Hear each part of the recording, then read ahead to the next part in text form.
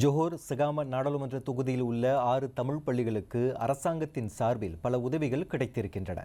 இனிவரும் காலங்களிலும் அப்பள்ளிகளில் கல்வியை வலுப்படுத்துவதற்கும் மாணவர்களுக்கு தரமான கல்வி வாய்ப்புகளை வழங்குவதற்கும் முயற்சிகள் மேற்கொள்ளப்படும் என்று தேசிய ஒருமைப்பாட்டு துணை அமைச்சர் யுனேஸ்வரன் ராமராஜ் தெரிவித்துள்ளார்.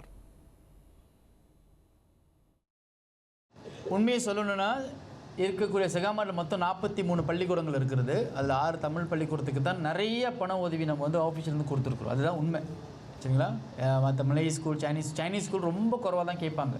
அவங்க மிஞ்சி போனால் அந்த கன்ஸ்ட்ரக்ஷன்ஸ், அப்கிரேடிங், ரெனோவேஷன் ஒர்க் தான் கேட்பாங்க. ஸோ அதிகமான பண உதவி தமிழ் பள்ளிக்கு தான் நம்ம தொடர்ச்சியாக நம்ம கொடுக்குறோம்.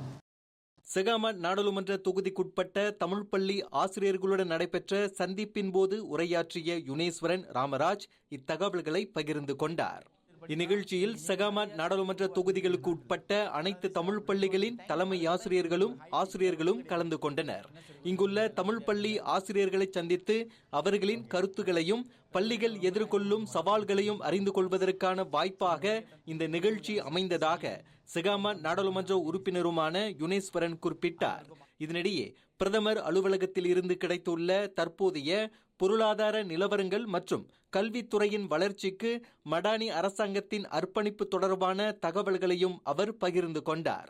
அதோடு தற்போது நாட்டின் நிலவும் பொருளாதார சூழ்நிலைகளை ஆசிரியர்கள் தெரிந்து கொள்ள வேண்டும் என்று யுனேஸ்வரன் கேட்டுக்கொண்டார்.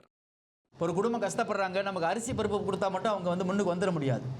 அவங்க வீட்டில் இருக்கிற வறுமையை ஒழிக்கணும்னு சொன்னால் 10 கிலோ அரிசியும் மாதம் 100 கொடுத்து அவங்க வந்துட முடியாது. ஒவ்வொரு வீட்லையும் என்றைக்கு ஒரு பட்டதாரி உருவாகிறாங்களோ, ஒரு வியாபாரம் செய்கிற உருவாகிறாங்களோ, அன்றைக்கி தான் அந்த குடும்பத்தில் இருக்கிற வறுமை ஒளியும் அவங்க உயர முடியும். அதுக்கு எந்த அளவுக்கு நமக்கு ஆசிரியராக இருக்கிற நீங்கள் as a leader of the community, எந்த அளவுக்கு நமக்கும் நாட்டின் பொருளாதாரம், இந்த நாடு எங்கே போகுதுன்றது சில விஷயங்களை தெரிஞ்சுக்கணும். எதிர்காலத்தில் சீன பள்ளிகள் மற்றும் தேசிய பள்ளிகளின் கல்வியாளர்களுடனும் இதுபோன்ற சந்திப்புகளை நடத்த விருப்பம் இருப்பதாக அவர் தெரிவித்தார்.